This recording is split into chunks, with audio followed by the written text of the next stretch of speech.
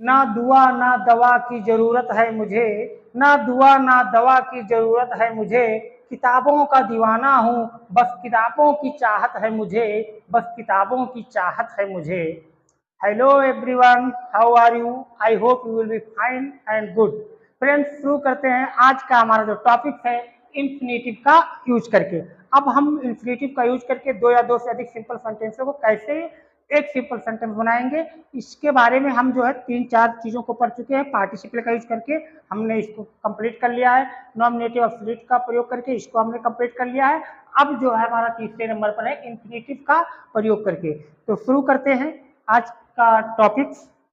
अब देखिए, सबसे पहले हमें ये समझ लेना है कि इन्फिनेटिव होता क्या है। तो आप लोगों ने पढ़ा होगा इन्फिनेटिव क्या होता है। तो इन्फिनेटिव का मतलब ये होता है कि आप किसी भी वर्ब से पहले आप क्या लगा दो, टू लगा दो, ये बन जाता है हमारा इन्फिनेटिव। कोई भी मेन वर्ब अगर आपको मिलता है, लंबी कोई भी मिल जाए और उसमें क्या करो, उसके पहले टू लगा देते हैं, तो क्या बन जाता है, इन्फिनेटिव बन जाता है। सिंपल सी बात है। अच्छा, इसका फिर जब हम मीनिंग निकालेंगे तो वो के लिए, इसका जब हम सेंस निकालेंगे तो बनेगा के लिए।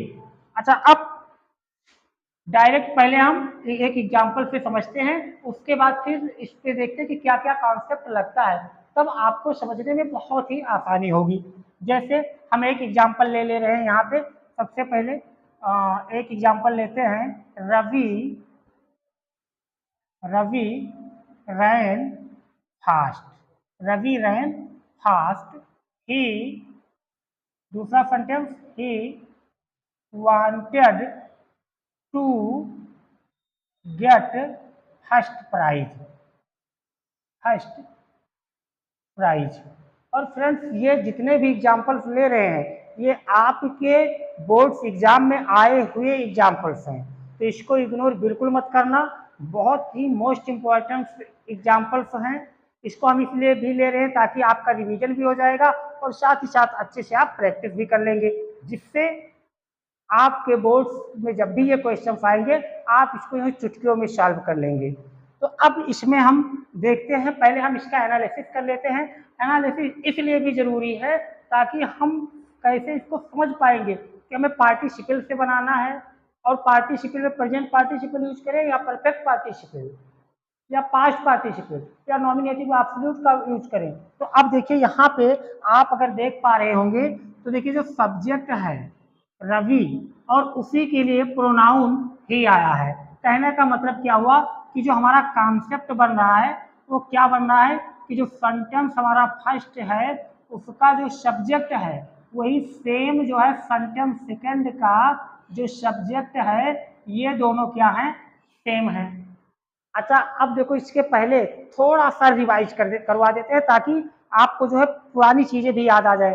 जब हम प्रेजेंट पार्टिसिपल या परफेक्ट पार्टिसिपल पढ़ रहे थे तो उसमें भी सब्जेक्ट दोनों में सेम होता था, फिनाइट वर्ब डिफरेंट होता था, फाइनाइट वर्ब जो है डिफरेंट होता था।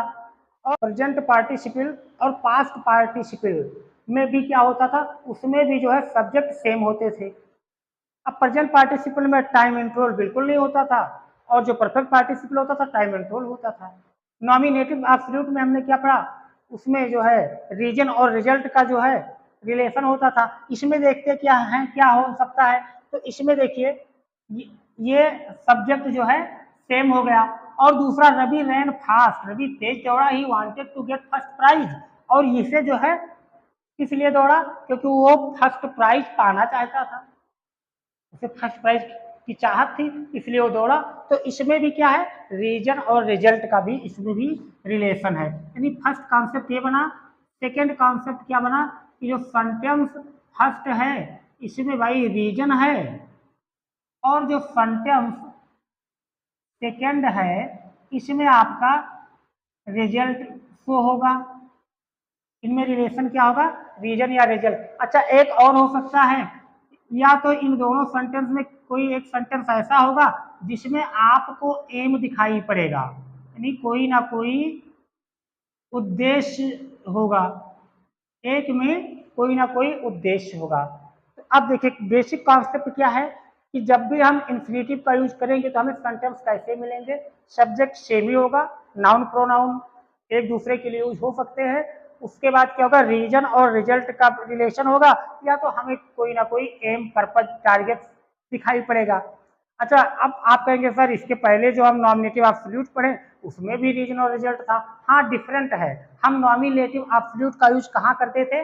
आप कहेंगे सर जो रीजन बताता था, जो सेंटेंस, उसी में हम नॉमिनेटिव एब्सोल्यूट का यूज कर देते थे। तो अब इन्फिनेटिव में हम कहाँ करेंगे? तो इसमें देखो क्या, कहाँ इसमें यूज होगा, उसका अपोजिट है। इसमें जो रिजल्ट बताएगा, यानी कहने का मतलब तीसरा पॉइंट, हम इन्फिनेटिव का प्रयोग कहाँ करेंगे? जो रिजल्ट बताएगा। रिजल्ट बताने वाले रिजल्ट बताने वाले सेंटेंस में इन्फिनेटिव का प्रयोग करेंगे। बस इतना सा कॉन्सेप्ट है, यही आपको जो है अच्छे से माइंड कर लेना है। और माइंड क्या करना है, जब तक हम एक्सरसाइज बताएंगे तब तक आप पूरे कॉन्सेप्ट को यूं ही समझ जाएंगे, कुछ रटना ही नहीं है। कितना इजी वे में आज जो है आसानी से आप समझ सकते हैं। अब एक बार फिर से रिवीजन करवा दे रहे हैं। देखिए, इसके पहले जो नॉमिनेटिव एब्सोल्यूट था, उन सेंटेंसेज में भी रीजन और रिजल्ट होता था, लेकिन हम नॉमिनेटिव एब्सोल्यूट का यूज कैसे करते थे? जो सेंटेंस में रीजन दिखाई पड़ता था उसी में जो है नॉमिनेटिव एब्सोल्यूट का प्रयोग करते थे। नॉमिनेटिव एब्सोल्यूट मींस हैविंग के साथ एमबी थर्ड का यूज करते थे। अच्छा, इसमें क्या है, जिसमें रिजल्ट बताएगा बस उसी को जो है हम इन्फिनेटिव बना देंगे। कैसे बनाएंगे ये देखिए। रवि, अब same, Ravi ran fast, Ravi तेज दौड़ा, तो इसको हम ऐसे ही लिख लेंगे जब कंबाइन करेंगे तो Ravi ran fast, Ravi ran fast. अब देखिए रिजल्ट किसमें बता रहा है, ये तो भाई रीजन हो गया। रवि ने तेज दौड़ा, इसका रिजल्ट क्या था, उसका परिणाम क्या निकला, किस लिए? क्योंकि देखिए यहाँ पे, क्योंकि उसे क्या चाहिए था, रिजल्ट चाहिए था। और रिजल्ट क्या था, फर्स्ट प्राइज उसे चाहिए था। भाई जीतने का बड़ा जज्बा था उसके अंदर, तो उसका परिणाम क्या निकला। तो अब देखिए रिजल्ट वाला सेंटेंस है, अब इसी में बनाएंगे। अच्छा, कहाँ लगाएंगे, कहाँ हम इन्फिनेटिव करेंगे? इन्फिनेटिव का मतलब टू, और एम बी थर्ड, ओ सॉरी एम बी फर्स्ट, तो कहाँ लगाएंगे? अब देखिए जो हमारा मेन वर्ब इसमें क्या है, गेट। अच्छा, अब इसमें ऑलरेडी पहले से एक टू लगा है, तो इसको हम ऐसे लिख लेते हैं, to get first, to get first prize. अच्छा देखिए, एक बार इसमें ऑलरेडी पहले से टू लगा है, तो इसका मतलब ये नहीं कि हम दो बार लगा दें, है ना। ऑलरेडी लगा है तब भी, नहीं लगा तब भी, हमें जो मेन वर्ब पकड़ना है उसी को। और ये जो बचा, इसका काम ऑलरेडी हो गया, ये यहाँ से हट जाएगा। अब इसका देखिए सेंस क्या निकला, रवि तेज दौड़ा टू गेट, पाने के लिए फर्स्ट प्राइज, पहला प्राइज। रवि तेज दौड़ा किस लिए, फर्स्ट प्राइज को पाने के लिए। तो यहाँ पे देखिए सेंस क्या निकल कर आया, के लिए। ऐसे सेंटेंसेस में हमेशा सेंस जब लगाएंगे तो क्या निकल कर आएगा, के लिए। तो मुझे लग रहा है कि अब आप एक भूमिका बन गया है, अब आपको समझ में आसानी से आ रहा होगा। चलिए फिर दूसरा एग्जाम्पल्स लेते हैं। दूसरा एग्जाम्पल्स क्या ले लेते हैं, my house, my house and goods, my house and goods were sold, एक सेंटेंस में लेते हैं, I wished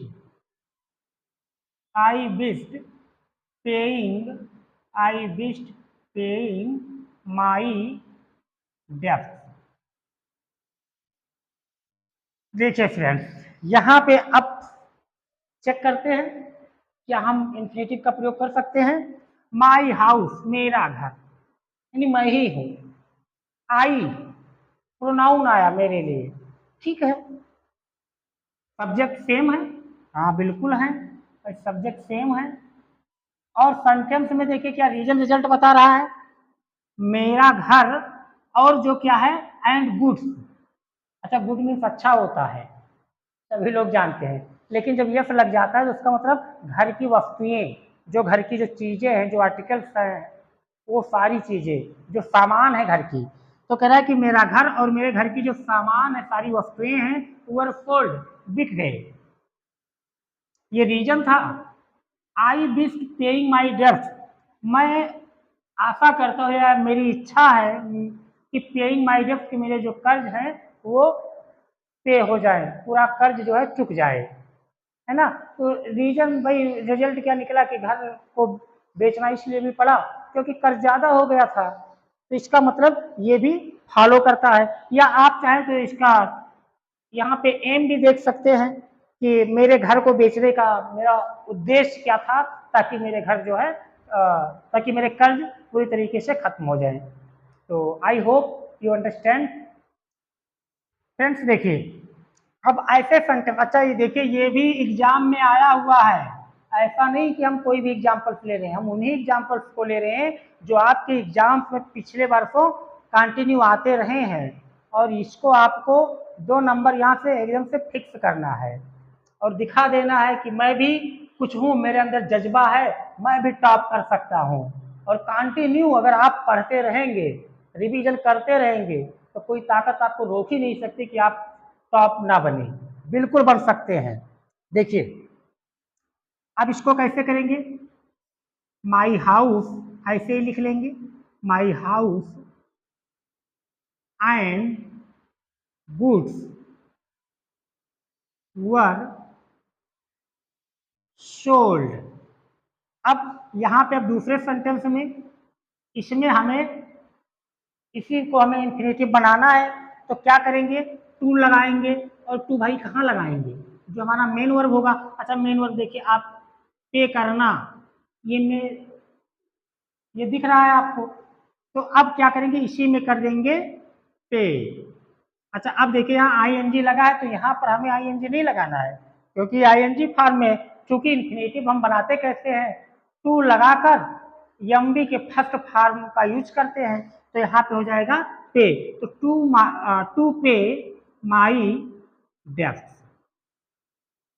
देखिए बहुत इजी है। इसके बाद नेक्स्ट एक एग्जांपल शो कर रहे हैं, कौन सा ले लें, he had no money, he had no money, he had no money, he could not give, he could not give anybody। चलिए इसी को कर लेते हैं। अब देखिए ही हैड नो मनी, उसके पास कोई पैसे नहीं है, कोई पैसे नहीं थे। He could not give anybody, तो और किसी को दे भी नहीं सकता, भाई है नहीं तो देगा कहाँ से, है ना। तो क्या करेंगे, ही सिंपल सवाई से ही शुरू करेंगे, ही हैड नो मनी, और रिजल्ट वाले में बनाना है, तो रिजल्ट क्या आया, रीजन क्या है, उसके पास पैसे ही नहीं है, रिजल्ट क्या है, तो भाई दे नहीं सकता। अभी दूसरा सेंटेंस में हमारा क्या निकल कर आया, रिजल्ट, इसी में टू का यूज करेंगे। अब टू हम लगा दिए। अब आप लोग बताइए कहाँ से शुरू करेंगे, क्योंकि हम इस सेंटेंस में मेन वर्ब पकड़ेंगे, और मेन वर्ब हमारा क्या है, गिव, तो क्या हो जाएगा, टू गिव एनी बडी। देखिए बहुत आसानी से। अब ये कंफ्यूजन बिल्कुल नहीं रखना है कि ये जो सेंटेंस बता इसका क्या करना है, क्योंकि इसका भी सेंस इसी में आ गया।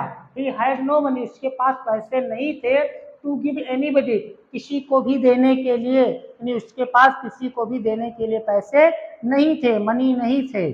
तो अब दूसरे सेंटेंस में जो भी रिजल्ट निकल कर आएगा उसमें आपको क्या करना है कि मेन वर्ब जहां मिल जाए बस उसी के पहले टू चिपका दो, हो गया अपना काम, टेंशन खत्म।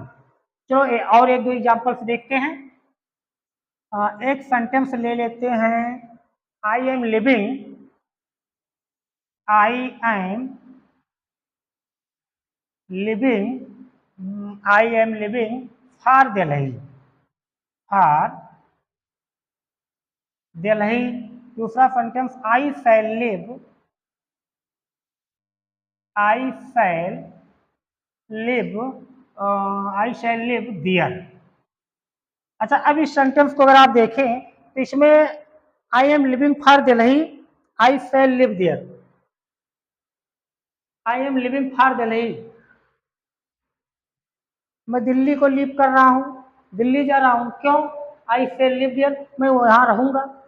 तो रीजन और रिजल्ट नहीं, इसमें कि देखिए आपको क्या नजर आ रहा है, एम, आपको एक उद्देश्य नजर आ रहा है। भाई मैं दिल्ली इसीलिए जा रहा हूँ क्योंकि मुझे वहां रहना है, तो क्या है, टारगेट है। तो आपको रीजन मिले, रिजल्ट मिले या टारगेट मिले, करना क्या है, कुछ नहीं, बस इंफिनिटिव लगाओ। इंफिनिटिव कैसे लगाएंगे, टू लगाएंगे और टू के बाद मेन वर्ब, यानी कहने का मतलब क्या है, जो भी मेन वर्ब मिलेगा उसके पहले टू लगा देंगे, हमारा काम हो गया। क्या करना है, हमें तो बोर्ड्स में नंबर लेना है ना, तो नंबर कैसे मिलेंगे, बस थोड़ा सा आपको माइंड लगाना है, आसानी से नंबर मिल जाएंगे। देखिए क्या बन जाएगा, आई एम लिविंग फॉर दिल्ली, लगा दिए सीधा टू, फर्स्ट सेंटेंस कंप्लीट हुआ, दूसरे में लगा दिए टू। अब मेन वर्ब ढूंढते हैं, मेन वर्ब क्या है, लिव, बस इसी को लिख देते हैं, लिव दियर। बहुत ही इजी तरीके से आप कंबाइन कर सकते हैं।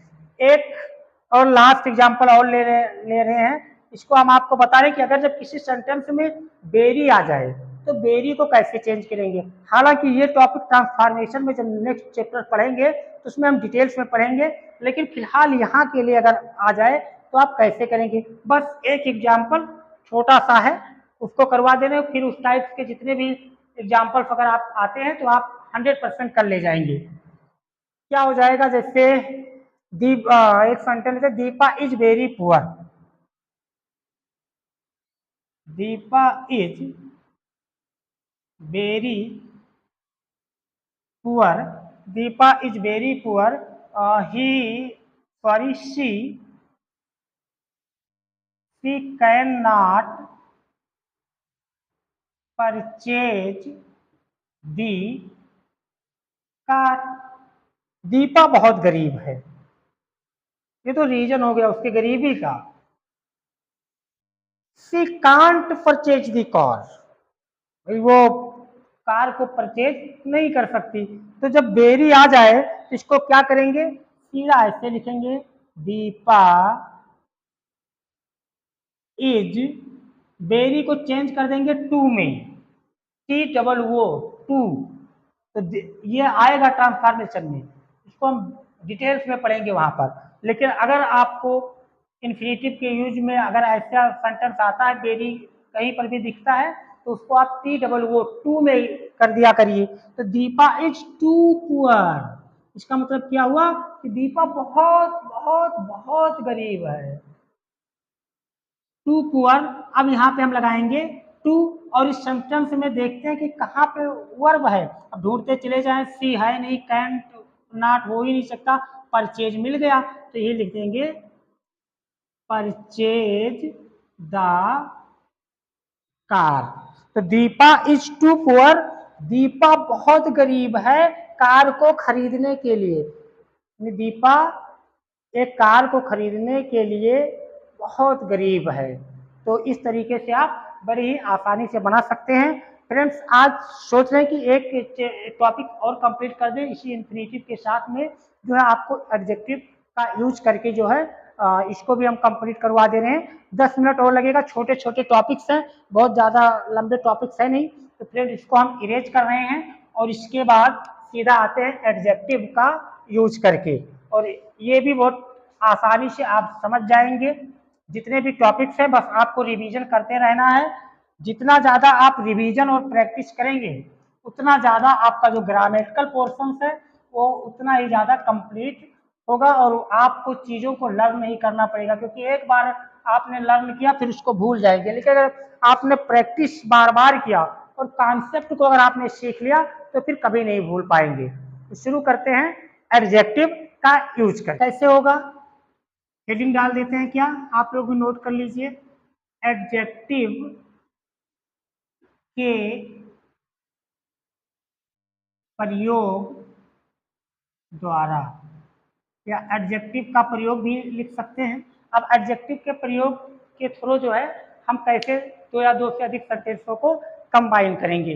देखिए फ्रेंड्स क्या होगा, अच्छा, सबसे पहले अगर एडजेक्टिव वर्ड आया है तो हमें एडजेक्टिव जानना भी जरूरी है, और आप लोग जानते भी होंगे। हालांकि थोड़ा सा हम इसका डिफिनेशन लिख दे रहे हैं, तो आप लोग जानते हैं, मुझे पता है, मैं ऐसा आशा करता हूँ कि आप लोग जानते होंगे, क्योंकि आपने पार्ट ऑफ स्पीच में एडजेक्टिव को बहुत बार पढ़ा होगा, है ना। एडजेक्टिव क्या होता है कि adjective is a word that modifies nouns and pronoun. जो ऐसा वर्ड्स होता है एडजेक्टिव कि नाउन या प्रोनाउन को मॉडिफाई करता है। आपने पढ़ा होगा adjective of quality, adjective of quantity, adjective of numbers. तो अब हम उस पर ज़्यादा डिस्कस नहीं करते, नहीं वीडियो बहुत ज़्यादा लॉन्ग हो जाएगा। तो हम सीधा जो है एग्जाम्पल पर आते हैं और डिफिनेशन अगर नोट कर देते ताकि समझने में आपको बेहतर होगा। क्या होता है adjective? Adjective is a word, adjective is a word that modify, that modify क्या किसको किसको करता है? या तो नाउन को करेगा और प्रोनाउन। देखिए ये एडजेक्टिव क्या होता है, ये ऐसा वर्ड होता है जो या तो किसी नाउन को या तो प्रोनाउन को मॉडिफाई करेगा, यानी उसकी विशेषता बताता है। आपने हिंदी में पढ़ा होगा विशेषण, तो वो क्या करता है, विशेषता बताता है। अच्छा, अब इसका मतलब ये हुआ कि इसमें सेंटेंसेस ऐसे होंगे कि एक सेंटेंस में तो नाउन रहेगा और कोई सेंटेंस ऐसा होगा कि जिसमें उसकी एडजेक्टिव दिया होगा। अब हमें क्या करना है, नाउन को और एडजेक्टिव को पास में कर देना है, एक कर देना है, वही हमारा हो गया कंबाइन। अब देखिए कैसे करेंगे, सीधा हम एग्जाम्पल लेते हैं। आई सा, आई सा आ बॉय, आई सा आ boy, the boy, the boy was blind, the boy was blind. अब इस सेंटेंस को अगर हम देखें तो एक में तो हमें नाउन मिल रहा है, देखिए यहाँ पे बॉय नाउन मिल रहा है और दूसरे में क्या मिल रहा है, एडजेक्टिव। कहने का मतलब एक सेंटेंस ऐसा होगा कि जिसमें नाउन होंगे या प्रोनाउन होंगे, और दूसरा सेंटेंस में क्या होगा, उसकी एडजेक्टिव। तो इसका मतलब हम कॉन्सेप्ट अगर बनाना चाहें तो कैसे बनेगा, कहने का मतलब क्या है कि कोई सेंटेंस जो फर्स्ट होगा इसमें आपको नाउन देखने को मिलेगा एक सेंटेंस में, और दूसरा जो सेंटेंस होगा उसमें क्या देखने को मिलेगा, एडजेक्टिव देखने को मिलेगा। ये हो गया हमारा कॉन्सेप्ट। अच्छा, हम कंबाइन कैसे करेंगे, देखिए कंबाइन कैसे करेंगे, सीधा कंबाइन ऐसे करेंगे कि पहले हम लिखेंगे एडजेक्टिव और एडजेक्टिव के बाद लिखेंगे नाउन। और आपने इसको अच्छे से पढ़ा होगा कि किसी भी जब हमें एडजेक्टिव लगाना होता है तो क्या करते हैं, नाउन के जस्ट पहले रखते हैं, और जैसे नाउन के जस्ट पहले रखेंगे हमारा भी काम हो जाएगा, यहाँ पे एडजेक्टिव का भी काम हो जाएगा और आप लोगों का भी काम हो जाएगा, बड़ी आसानी से जो है आपको मार्क्स मिल जाएंगे। अब इसको हम कंबाइन करेंगे तो क्या हो जाएगा, आई सा a boy, the boy was blind. तो क्या हम ऐसे लिख सकते हैं कि आई सा, अच्छा अब इसमें देखो इसका मतलब क्या हुआ कि हमें एडजेक्टिव को ढूंढना है और नाउन से पहले लिख देना है। तो अब इस सेंटेंस में तो एडजेक्टिव कहीं दिख नहीं रहा है। यहाँ पे ब्लाइंड वो लड़का था, लेकिन कैसा था, अंधा था। अब यही ब्लाइंड को हमें क्या करना है, नाउन से पहले लिख देना है बस। तो अब आयशा बॉय, बॉय हमारा नाउन है तो इसी से पहले हमें लिख देना है क्या, आयशा, आयशा आ ब्लाइंड बॉय। बताइए कुछ करना पड़ा, बहुत इजी।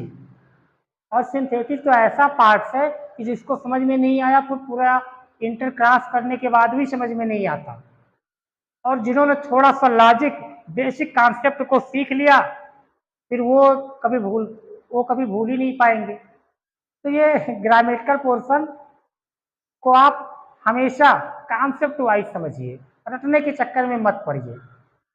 तो अब दूसरा एक एग्जाम्पल और लेते हैं। देखिए दूसरा एग्जाम्पल क्या ले लें, the teacher, the teacher find, the teacher find a boy. Teacher ने एक लड़के पर फाइन लगाया, किस लिए? The boy was naughty. The boy was naughty, लड़का शरारती था, इसीलिए टीचर ने जो है उस पर फाइन लगाया। अब इसमें देखिए यहाँ पे आपको नाउन्स मिलेंगे और एडजेक्टिव को बस ढूंढ लीजिए, काम हो गया। और ये नॉटी क्या है? एडजेक्टिव ही है। शरारत करना, अच्छा लड़का, बुरा लड़का, लंबा लड़का, है ना? तो ये सब क्या है? एडजेक्टिव है। अब उसी एडजेक्टिव को उठाकर हमें नाउन से पहले रख देना है। किस नाउन से पहले? अच्छा, ये जो नॉटी है ना, ये मॉडिफाई कर रहा है किसको? बॉय को। वो लड़का था तो, लेकिन कैसा था? शरारती था, इसीलिए फाइन लगाया। तो हमें बॉय से पहले रखना है। तो द टीचर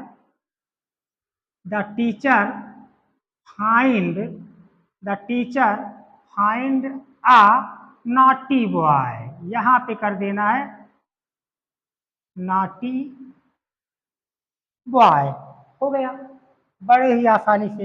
एक एग्जाम्पल सॉल्व लेते हैं, उसके बाद आप लोग प्रैक्टिस करिएगा, और एक एग्जाम्पल देंगे आपके लिए होमवर्क के लिए, उसको जो है आपको कंबाइन करना है और कमेंट में बताना है कि कैसे बनेगा। आ मैन इज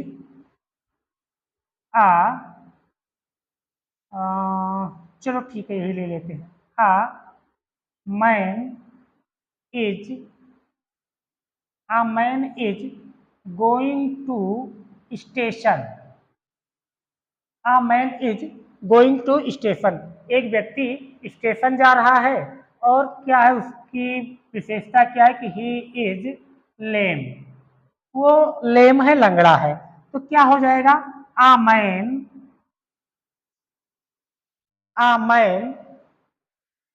अच्छा, यहाँ पे देखिए, यहाँ पे पहले हमें नाउन ढूंढ लेना है। क्या है कि आ मैन। अब ये मैन जो है ये स्टेशन जा रहा है, और ही इज लेम, और यही जो है लंगड़ा है। कौन? मैन ही लंगड़ा है, ये व्यक्ति ही लंगड़ा है। इसका मतलब ये जो हमारा एडजेक्टिव है ये किसका है? मैन का है। तो हमें क्या करना है? इस लेम को उसके पहले ही लिखना होगा, अदरवाइज रॉन्ग हो जाएगा। क्या करेंगे? A lame man is going to station. देखिए ये बड़े ही आसानी से हो गया। एक ये आप लोग नोट कर लीजिए, इसको जो है रिप्लाई कमेंट में जरूर करिएगा। आई सा आ गर्ल, एक लिख दे रहे हैं, आई सा आ गर्ल, शी वाज वेरी टाल एंड ब्यूटीफुल। टाल एंड ब्यूटीफुल। तो फ्रेंड्स, इसको आप कमेंट बॉक्स में जरूर डालना, और हाँ, प्रैक्टिस जितना हो सके उतना करिएगा। और अगर हमारा प्रयास, अगर आपको मैं समझाने में अगर सफल हो पा रहा हूँ, अगर आपको लगता है कि मैंने आपको ठीक तरीके से समझाया, बहुत बेसिक कॉन्सेप्ट से समझाया, तो फ्रेंड्स अपने फ्रेंड्स के पास इसे शेयर भी करिए, लाइक भी करिए, और हमारे channel 0 to hero A to Z को सब्सक्राइब जरूर करें। और सब्सक्राइब करने का कोई पैसा भी नहीं लगता है, एकदम से फ्री ऑफ कॉस्ट है। तो बस आपको सिर्फ उंगली प्रेस करना है, बिल्कुल करिएगा। और ठीक है फ्रेंड्स, फिर मिलते हैं एक नए वीडियोज में। तब तक के लिए स्वस्थ रहिए, मस्त रहिए।